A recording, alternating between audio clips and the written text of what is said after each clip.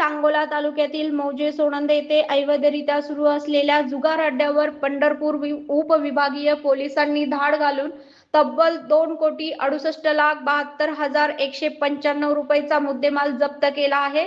या कारवाईमुळे तालुक्यात व परिसरात मोठी खळबळ उडाली आहे।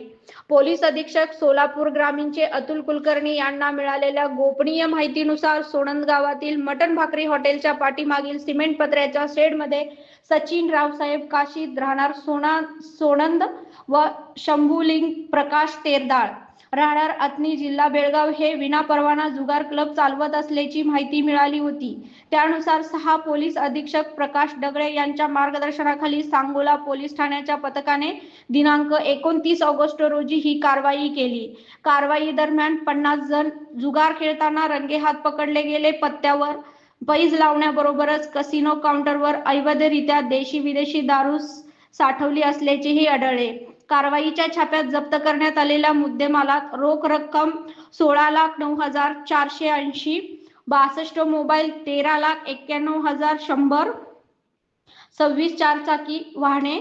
2,09,61,000 दुचाकी वाहने, 29,60,000, देशी विदेशी दारू 11,165 असा एकूण 2,68,72,195 किमतीचा मुद्देमाल हस्तगत करण्यात आला आहे। सदर प्रकरणी 50 इसमांविरुद्ध महाराष्ट्र जुगार कायदा 1887 चे कलम 4(5) व महाराष्ट्र दारूबंदी कायदा 1949 कलम 65 अन्वये गुन्हा दाखल करण्याची प्रक्रिया सुरू आहे। ही कारवाई पोलीस अधीक्षक सोलापूर ग्रामीणचे अतुल कुलकर्णी, अपर पोलीस अधीक्षक प्रीतम यवलकर व 6 पोलीस अधीक्षक प्रशांत डगळे यांच्या मार्गदर्शनाखाली पोलीस निरीक्षक विनोद घुगे व सांगोला पोलीस ठाण्याच्या पथकाने केली। या पथकात